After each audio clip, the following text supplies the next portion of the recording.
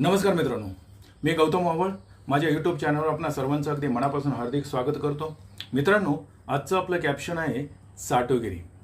तुमच्या मनामध्ये नेमका प्रश्न निर्माण झालाच असेल की चाटोगिरी म्हणजे काय. तर मित्रांनो, हा मराठी शब्द आहे. एखादा मोरख्या असेल किंवा प्रमुख असेल, तो जर चुकीचं वक्तव्य करत असेल तर ते कसं बरोबर आहे ही त्याची मागची मंडळी ते सांगण्याचा प्रयत्न करत असतात. त्यालाच आपण चाटोगिरी असं म्हणतो. उदाहरण द्यायचं झालं तर देशामध्ये प्रधानमंत्री जर काही त्यांच्या तोंडून चुकीचं वक्तव्य गेलं, विरोधक त्यांना घेरतात, त्यावेळेस त्यांची टीम ते कसं बरोबर आहे ते दाखवण्याचा प्रयत्न करतात. म्हणजे देशामध्ये नरेंद्र आणि महाराष्ट्रामध्ये देवेंद्र अशी परिस्थिती झाली. महाराष्ट्रामध्ये ही देवेंद्र फडणवीस जरी काही बोलले आणि ते चुकीचं असेल तर त्यांची टीम ते कसं बरोबर आहे हे दाखवण्याचा प्रयत्न करतायत. म्हणून मी आजच्या या व्हिडिओला कॅप्शन दिलंय चाटोगिरी. खरं वाटत नाहीये? मराठा आरक्षण अध्यक्ष महोदय आपल्या राज्यामध्ये लागू होतं. आपल्याला हा विषय समजून घ्यायला पाहिजे अध्यक्ष महोदय की आपल्या राज्यामध्ये 16% मराठा समाजाला आरक्षण दिलं गेलं होतं. सन्मान्य देवेंद्र फडणवीस साहेब जेव्हा मुख्यमंत्री होते तेव्हा त्यांनी 16% मराठा आरक्षण दिलेलं आणि ते टिकून पण दाखवलं अध्यक्ष महोदय. नुसतं बोलत राहिले नाहीत. पण अध्यक्ष महोदय, ते जे टिकलेलं आरक्षण जे त्यांनी हायकोर्टात टिकवलं आणि सुप्रीम कोर्टात पण कसं तरेल यासाठी त्यांनी सगळे प्रयत्न केले अध्यक्ष महोदय. मग पुढे जाऊन ते आरक्षण कसं रद्द झालं? आज जे आपण उठसूट जे आपण देवेंद्र फडणवीसजींना आणि आमच्या सरकारवर जी काही टीका होते अध्यक्ष महोदय, अरे ज्या माणसाने आरक्षण दिलं, ज्या माणसाने आरक्षण टिकवलं, आज आपण महाराष्ट्रामध्ये त्यांनाच विलन करायला बघतोय. आणि ज्या लोकांच्या सरकारमध्ये ते आरक्षण घालवलं, रद्द झालं, त्यांच्याबद्दल कोण चकार बोलायला तयार नाही अध्यक्ष महोदय. आरक्षणाचे खरे मारेकरी कोण आहेत हे अध्यक्ष महोदय ह्या निमित्ताने खरंच चर्चेला आलं पाहिजे.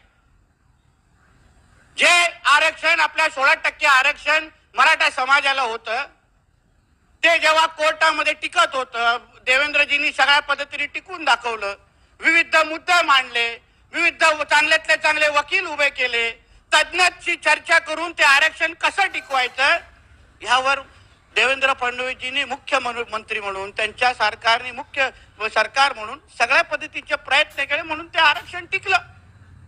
पण त्यानंतरच्या सरकारने अध्यक्ष महोदय नेमकं प्रामाणिक प्रयत्न केले का?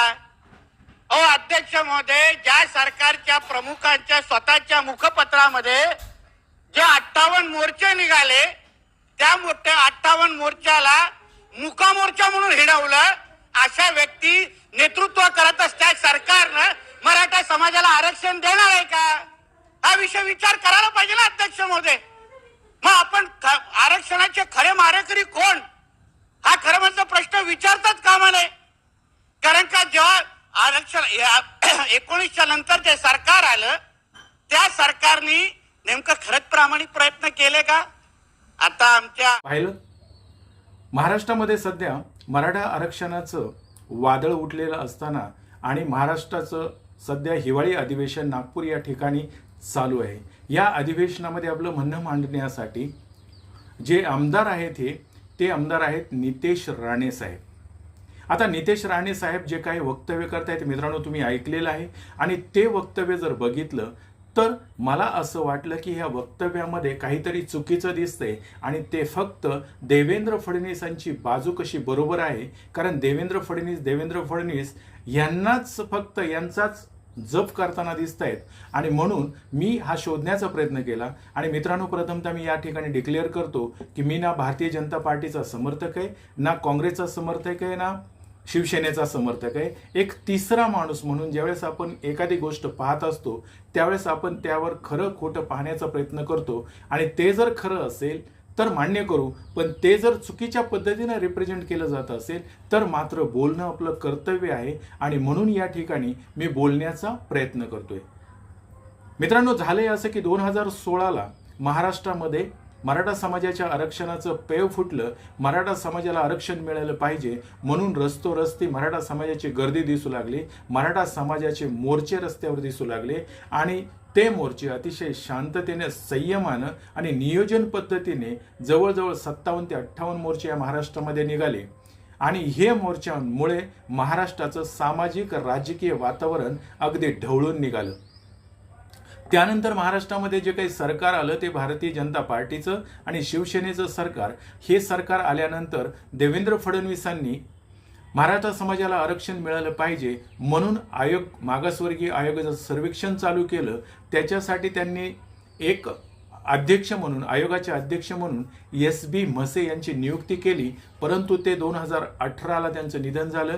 त्यांच्या जागी न्यायमूर्ती MG गायकवाड यांची नियुक्ती करण्यात आली आणि MG गायकवाड यांनी 15 नोव्हेंबर 2018ला त्यांच्या 9 सदस्यासह 5000 पानांचा अहवाल देवेंद्र फडणवीस यांच्या सरकारला सादर केला. आणि आत्ता ज्या पद्धतीनं हिवाळी अधिवेशन चाललंय राज्य सरकारचं, असंच हिवाळी अधिवेशन तेव्हा 2018ला चालू होतं आणि त्या ठिकाणी 30 नोव्हेंबर 2018ला देवेंद्र फडणवीसांनी हिवाळी अधिवेशनामध्ये मराठा समाजाच्या आरक्षणाचा कायदा मंजूर करून घेतला.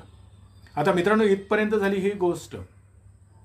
परंतु हेच आरक्षण टिकण्यासाठी किंवा मराठा समाजाला आरक्षण मिळण्यासाठी ज्या स्टेप आहेत किंवा जे राज्य सरकारने काम करायला पाहिजे ते काम करून किंवा जे डेटा द्यायला पाहिजे, जो पुरावा द्यायला पाहिजे, तो सर्व पुरावा हा कोर्टात गेला पाहिजे.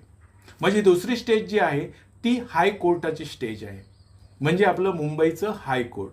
या मुंबईच्या हायकोर्टामध्ये हे सगळं आरक्षणाचं फाईल जाते. ते फेब्रुवारी-मार्च 2019ला सतत 2 महिने हेरिंग होतं, म्हणजे त्याच्यावर सुनावणी होते. आणि ही सुनावणी झाल्यानंतर न्यायमूर्ती MG गायकवाडांनी जे काही अहवाल दिला होता तो महत्त्वपूर्ण ठरवला जातो आणि मग हायकोर्ट आपला निष्कर्ष किंवा आपला निकाल देतं आणि राज्य सरकारने मराठा आरक्षणासाठी जी काही मागणी केली ती वैध आहे, म्हणजे बरोबर आहे असं म्हणतं आणि आपल्या निकाल देतं की मराठा समाजाला आरक्षण मिळालं पाहिजे. परंतु जे काही 16% मागणी आहे याच्यामध्ये थोडा बदल करतं आणि तो बदल म्हणजे 12% हे शिक्षणामध्ये आणि 13% नोकऱ्यांमध्ये देतं, एवढाच बदल करतं. आणि मित्रांनो, हा डिसिजन डिक्लेअर होतो, तारीख आहे 27 जून 2019ची. या दिवशी मराठा समाजाला आरक्षण मिळालं, धनगर समाजाला आरक्षण मिळालं म्हणून भारतीय जनता पार्टीने खूप मोठा इव्हेंट केला. लाडू वाटले गेले, पेढे वाटले गेले, मोठा गाजाबाजा केला आणि त्यानंतर इलेक्शन लागलं आणि त्या इलेक्शनमध्ये देवेंद्र फडणवीसांनी मी पुन्हा येईन हा नारा दिला होता. तो अतिशय खरा ठरवला. देवेंद्र फडणवीसांनी आमदारांचे जवळजवळ 105 सीटं निवडून आणली आणि त्याच वेळेस हे भारतीय जनता पार्टीचं आणि शिवसेनेचं सरकार बनण्याऐवजी एका महाराष्ट्रातील मुत्सद्दी राजकारणी माणसांनी याला कलाटणी दिली आणि महाराष्ट्रामध्ये महाविकास आघाडीचं सरकार म्हणजे शिवसेना, काँग्रेस, राष्ट्रवादीचं सरकार बनवलं. आणि मग नितेश राणेजी आता सांगतायत की देवेंद्र फडणवीसांनी मराठा समाजाला आरक्षण देण्यासाठी खूप मोठं कष्ट केलं, त्यांच्यासाठी ते आरक्षण देण्यासाठी रात्रदिवस काम करत होते. अतिशय मान्य आहे, कारण सरकार त्यांचं होतं आणि ते कोर्टामध्ये आरक्षण टिकलं हे सुद्धा सांगतायत. कुठल्या कोर्टामध्ये? तर मुंबई हायकोर्टामध्ये आरक्षण टिकलं हे सुद्धा सांगतायत. परंतु त्यानंतर जे सरकार आलं महाविकास आघाडीचं, यांनी त्या फाईलमध्ये किंवा त्या जो काही रिपोर्ट होता, अहवाल होता, याच्यामध्ये काहीही बदल न केला हे सुद्धा ते सांगतायत आणि अगदी बरोबर आहे.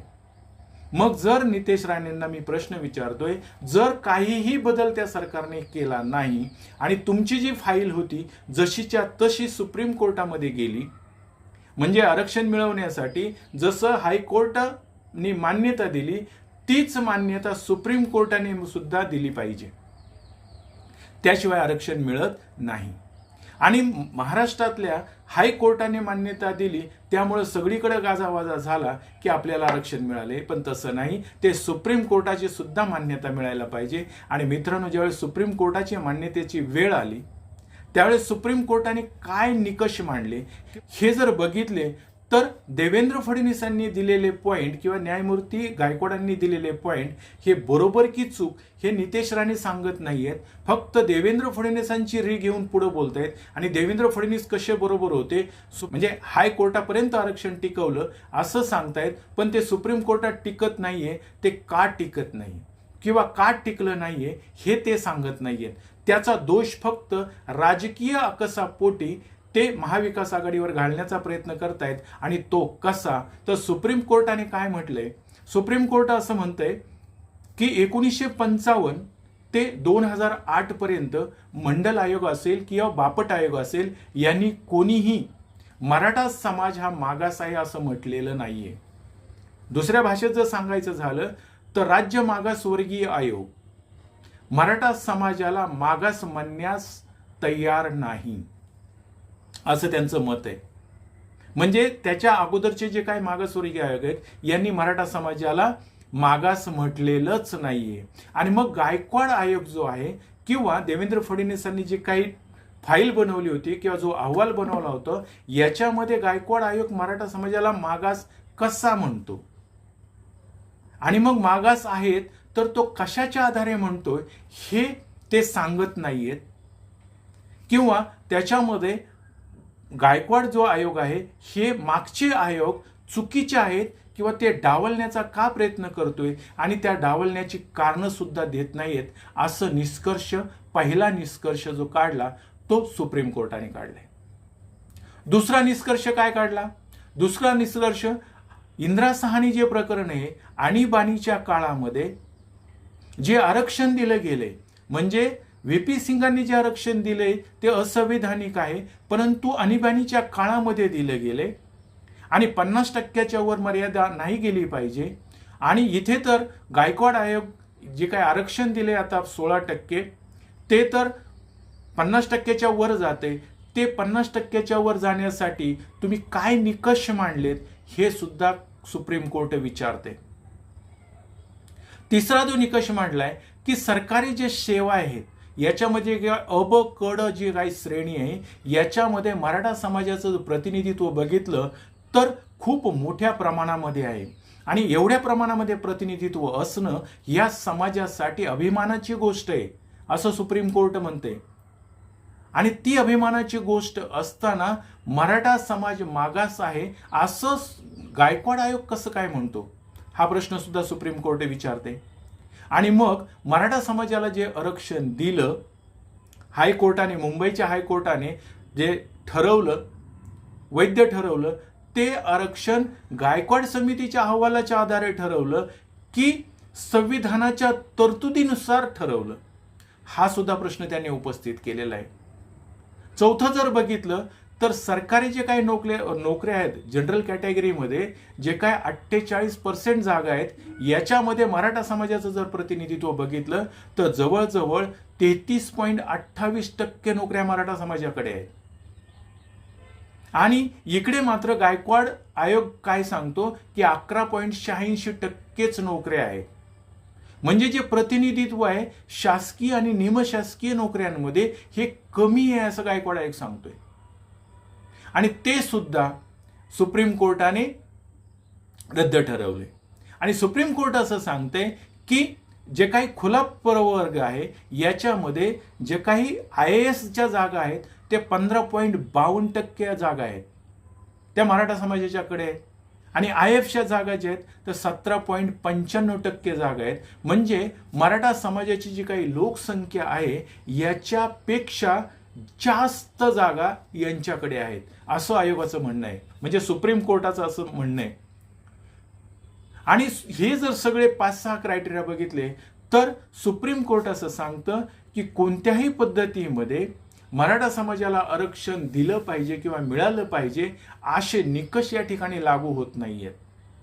आणि मराठा समाज शैक्षणिक असेल किंवा सामाजिक असेल मागास हे सिद्ध होत नाही. म्हणून 5 मे 2021ला सुप्रीम कोर्टानं हे आरक्षण रद्द ठरवलं. आणि त्याचं सर्वस्वी खापर हे नितेश राणेसारखी माणसं हे महाविकास आघाडीवर फोडतायत. हा एक गोष्ट मान्य करू की महाविकास आघाडीतल्या सरकारने जर त्यांच्या रिपोर्टमध्ये किंवा त्यांच्या अहवालामध्ये जर काही बदल केला असता तर तरी पण यांनी यांच्यावरच खापर फोडलं असतं. म्हणजे नावडतीचं मीठ आळणी असा प्रकार झाला इथे. म्हणजे यांनी काहीच बदल केला नाही. जसाचा हायकोर्टाचा रिपोर्ट सुप्रीम मध्ये पाठवला तरी सुद्धा तिथे ते आरक्षण रद्दच केलं गेलं. कारण जे निकष आहेत संविधानिक निकष आहेत त्याच्यामध्ये मराठा समाज बसत नाहीये, हे सुप्रीम कोर्ट सांगते. आणि हे सांगते आमच्या सरकारने आरक्षण टिकवण्यासाठी हायकोर्टापर्यंत खूप काम केलं, परंतु ते सुप्रीम कोर्टात टिकत नाहीये. मग रिपोर्ट तर तुमचाच होता ना. याचा अर्थ मुंबईच्या हायकोर्टामध्ये तुम्ही मॅनेज करू शकता किंवा राज्य सरकार आहे, राज्य सरकारला पाहिजे तसे अहवाल तयार करू शकतं, पण सुप्रीम कोर्टामध्ये कसं तयार करणार? कारण ते महाराष्ट्रापुरतं कोर्ट नाहीये, ते पूर्ण देशाचं कोर्ट आहे. आणि म्हणून राणेसारखी ही जी काही मंडळी आहेत, आपलंच फक्त राजकीय अकसापोटी दुसऱ्याला नावं ठेवणं आणि आपल्या चुका मात्र झाकून ठेवणं आणि आपल्या माणसाचंच कसं बरोबर होईल हे सांगण्याचा प्रयत्न करणं, याला चाटुगिरी अन्यथा दुसरं काय नाव द्यावं? आणि मित्रांनो, मी जे काही हे तुम्हाला सांगितलंय, हे जर तुम्हाला माझं खोटं वाटत असेल तर तुम्ही गुगलवर जा, चेक करा की देवेंद्र फडणवीसांनी जे काय आरक्षण दिलं होतं किंवा जे मागणी मांडली होती ती मी मांडलेली आहे, ती बरोबर आहे की नाही. पण सुप्रीम कोर्टाचे जे निकष आहेत ते निकष असे असल्यामुळं ते आरक्षण रद्दबदल करण्यात आलं. आणि हे सर्व खापर नितेश राणेसारखी माणसं ह्या दुसऱ्यांवर लोटतायत किंवा दुसऱ्याच्या अंगावर ढकलण्याचा प्रयत्न करतायत. आणि अशा माणसांना चाटुगिरी अन्यथा दुसरं काय नाव द्यावं हे मला तुम्ही सांगा. मित्रांनो, हा जर व्हिडिओ तुम्हाला आवडला असेल तर हा व्हिडिओ नक्की लाईक, शेअर, सबस्क्राईब करा. एवढं बोलतो, थांबतो. धन्यवाद.